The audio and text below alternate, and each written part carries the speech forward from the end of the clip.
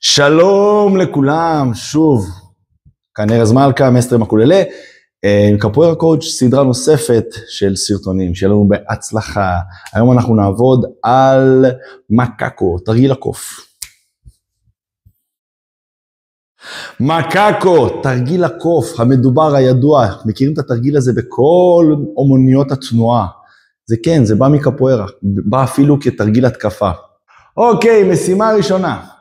יורד למטה, יד מאחורי הגוף, שימו לב, היד כלפי חוץ. כלפי חוץ. אני שם מקום נוח, לא רחוק מדי, לא קרוב מדי, ומנסה להעביר משקל על היד.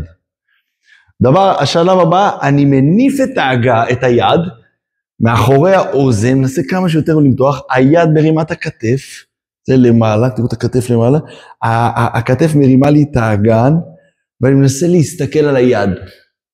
ואז אני יורד. שימו לב שאני לא מעביר משקל קדימה. האגן צריך לעלות או למעלה או אפילו באלכסון. זאת אומרת, שאני עולה למעלה, אני מעביר משקל על הכתף. כאילו אני עולה, שהאגן אני דוחף אחורה. אתם רואים את הזווית? לפה. אז היד, קודם היד מובילה. היד מובילה, לא הראש. היד ומותח. אפילו נשים את הרגליים יותר רחוק. פה. היד ומותח. היד ומותח. לאט לאט אני פותח את האגן יותר ויותר. לצלם 10, אולי תשתפו?